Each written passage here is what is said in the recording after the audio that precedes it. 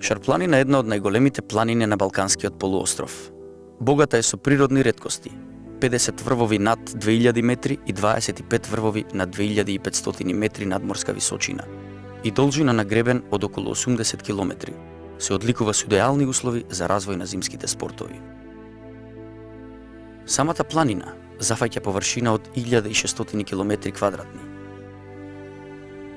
56,25% од самиот масив и припаѓа на Република Македонија, 43,12% на Косово, а додека останатиот дел од 0,63% на Албанија.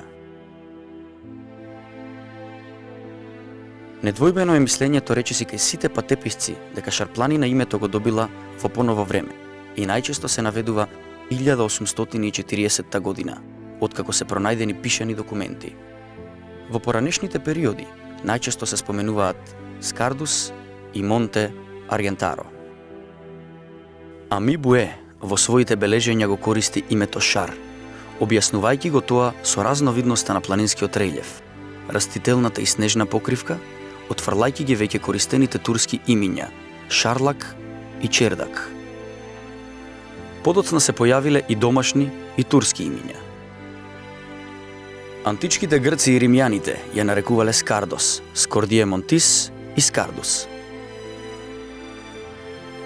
Шарпланина е создадена да восхитува и во исто време да привлекува со грамадноста на својата маса и чудесното богатство на овдешните поединости.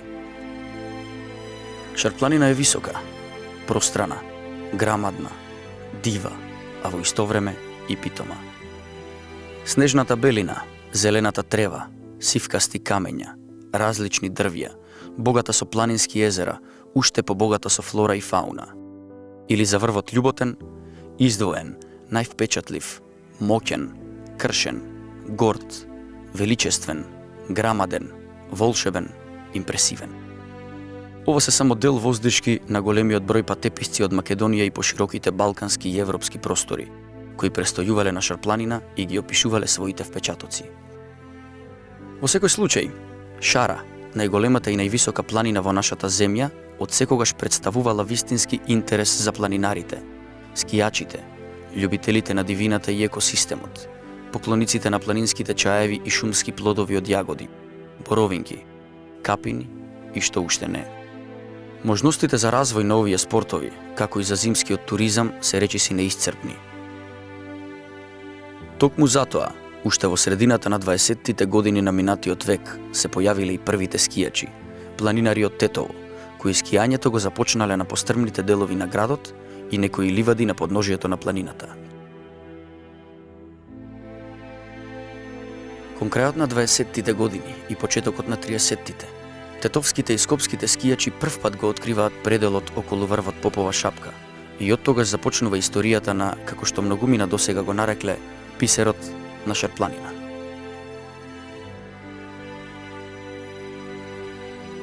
Од тогаш датираат и првите обиди за развивање на овој планински предел во туристички зимски центар, за кој со право се вели дека е еден од најстарите и најпознатите скијачки центри на Балканот.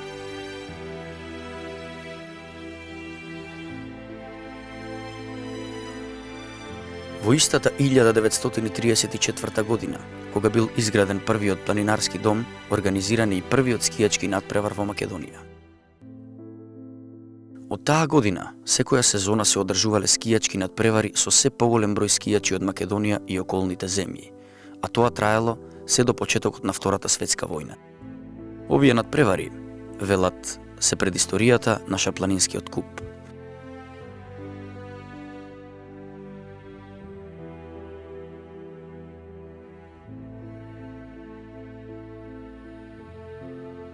Во срцето на Шарпланина, на надморска височина од 1780 метри, е сместен зимско-рекреативниот центар во северозападниот дел од Македонија, Попова шапка.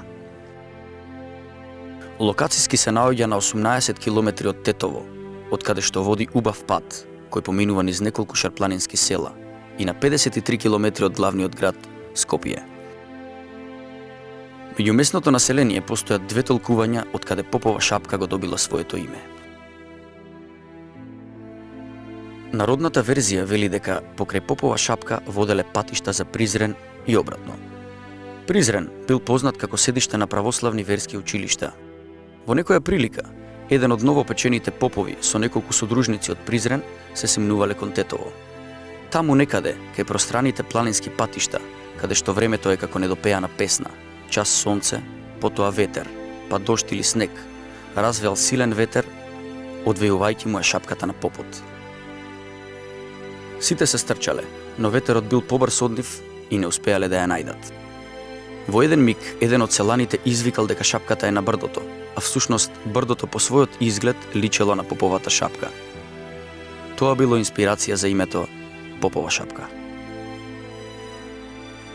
Втората легенда, не толку пријатна, вели дека еден православен свештеник вршејќи евангелската мисија, славска посета на православните домови по христијанско-македонските села на падините на Шарпланина, поминувајќи низ оваа местност бил маченички убиен, а неговото тело било оставено да го растргнат шумските ѕверови.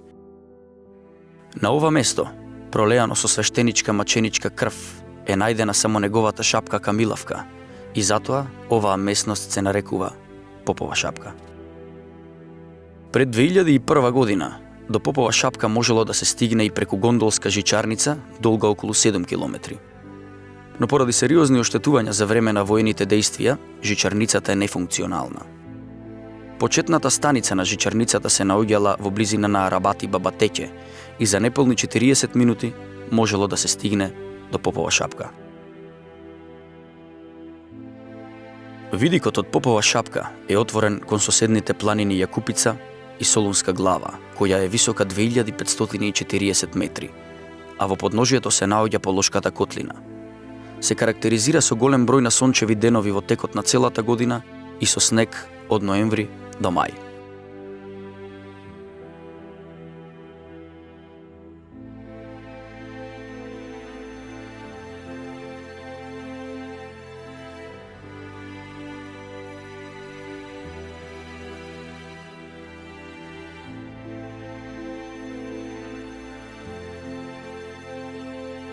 Во подножието на Шарпланина, на излезот од Тетово кон Гостивар, се наоѓа дервишкото Арабат Баба или Серсем Али Баба Теќе. Теќето е изградено во втората половина на 18-тиот век од Реџеп Паша и неговиот син Абдурахман Паша, кои се споменуваат и во врска со изградбата на шарената џамија во Тетово. Според податоците, во Теќето живееле околу 15 дервиши, на чие чело стоел старешина Баба. Дервишите биле прочуени како благородни, мирни и гостолюбиви луѓе.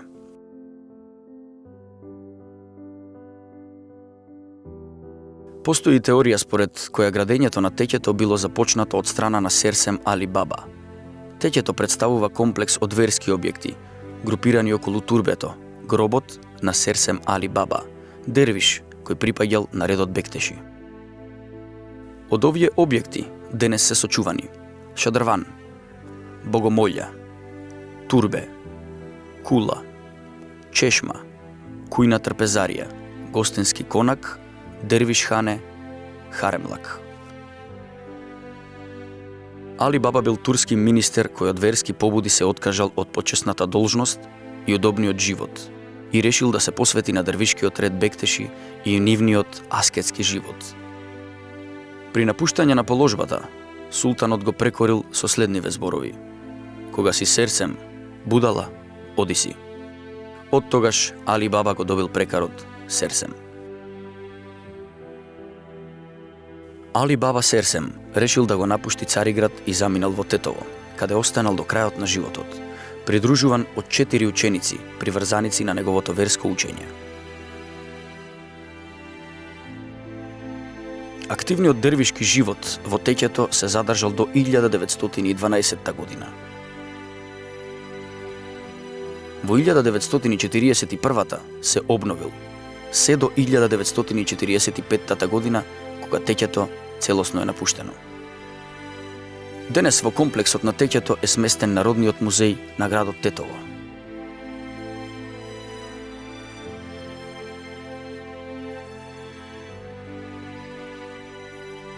На десниот брег на реката Пена, во градот Тетово во 15-тиот век е подигната џамија со турбе, што денес е во урнатини. Првобитната шарена џамија била изградена во 1495 година како исламски собирен храм. Реконструирана е од 16-тиот до крајот на 17-тиот век, кога изгорела до темел во големиот пожар што го зафатил градот. Обколена е со низок мурален ѕид, со квадратни перфорации, обрабени со прекрасно дизајнирани мрежи, направени од дрво. Џамијата представува репрезентативен примерок и уникатна уметничка реализација, со специфична надворешна декорација, особено во нејзината внатрешност. Векови наназад, овој објект ја чува неговата верска, воспитно-образовна и културна функција. Нејзиното првично име било Аладжа, што во превод значи басма, шарен памук, а во 19-тиот век го добива името Пашина џамија, по својот реноватор Абдурахман Паша, турски феудален господар на Тетовскиот пашалак, забележан во историјата и како градител на калето на Балтепе и на теќето Арабати Баба. Џамијата е значајна по своите внатрешни и надворешни сликарски декорации. Особено живописна е јужната страна, која се гледа од главниот пат што води кон Гостивар. Во составот на овој амбиент се наоѓа и зачуваниот амам, кој денес е уметничка галерија, како и конаците кои представуваат интересна урбанистичка целина. Со конзерваторско-реставраторските работи на сликарите во џамијата и надвор од нејзината фасада, повратен е некогашниот изглед и убавина. Објектот е посебен, се разликува со големи уметнички дела и градежни импровизации. Неговата композицијска шема се состои од сала за молитви, хајат, минаре, турбе, чешма со знаци над гробови, сите тие обкружени со ѕид изграден со отвори мукаби и покриен со керамиди. Главниот влез во дворот на џамијата е на запад, но постојат уште два влеза, и тоа едниот на југоисток, а другиот на северната страна. Денешната архитектонска форма и декорација се направени во првата половина на 11-тиот век, 1833 до 1844 година, од страна на Абдурахман Паша.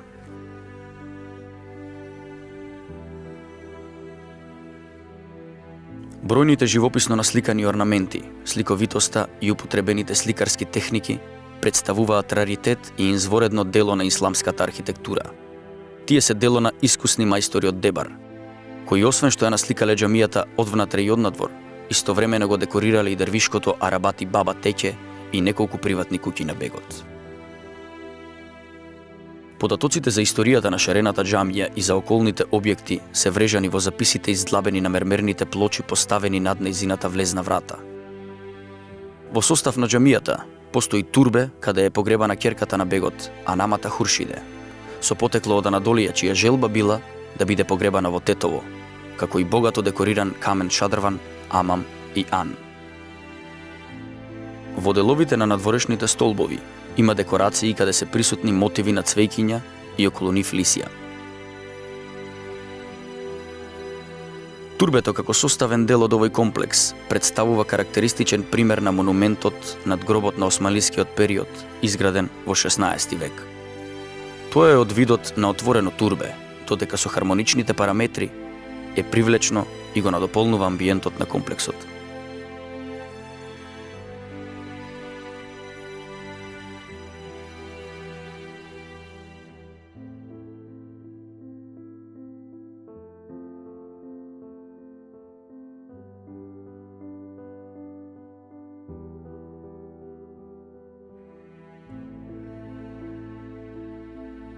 На 7-8 километри од Гостивар и на 683 метри надморска височина во селото Вруток се создава нова традиција и потполно нов живот.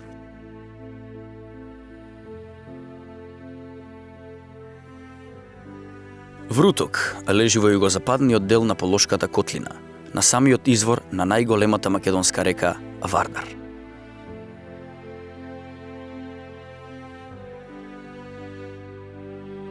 Селото се наоѓа на место каде има обработливо земјиште, питка вода, атар богат со шума и местоположба која е скриена од ветрот.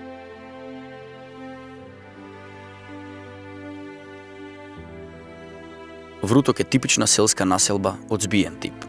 поделено е на 7 маала, од кои 5 маала го сочинуваат главниот дел на селото.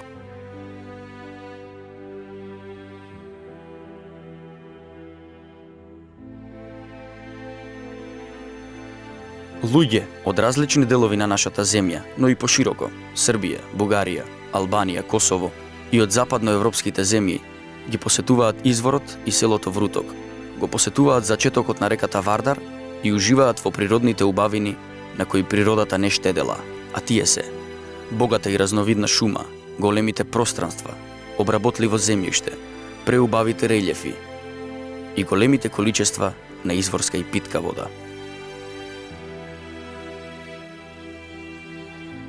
Изворот кој е именуван според селото Вруток, кое име само по себе значи врело, извор, е надалеку познатиот карстен извор на најголемата и најдолгата река во Македонија, реката Вардар.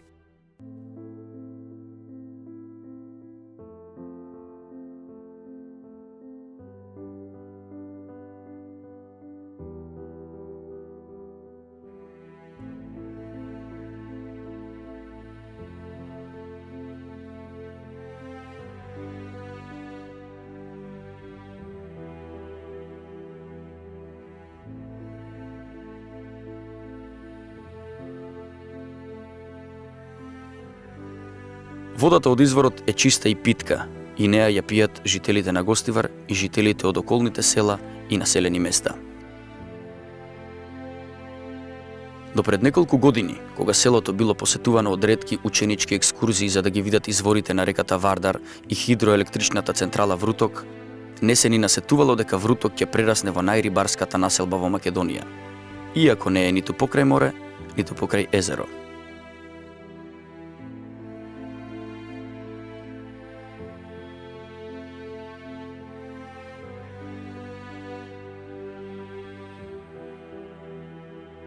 Денес, изворот, а и самото село Вруток прераснуваат во вистинска туристичка атракција со огромен потенцијал за развој на екотуризмот.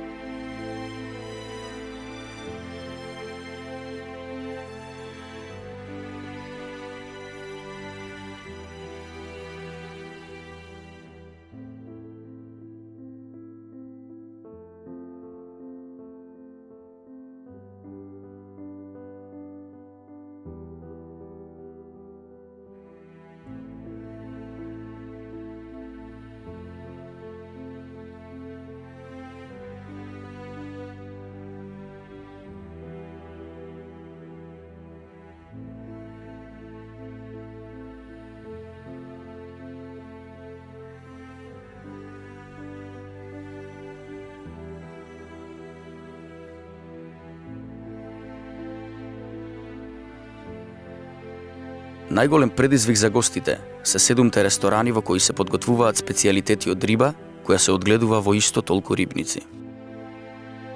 Местното население од селото Вруток, поради големиот број на посетители, почнале да отвораат ресторани и гостилници, во кои најмногу се приготвува и се служи златната и сребрената пастрамка, кои тие самите почнале да ја одгледуваат во вруточките рибници, кои самите ги изградиле.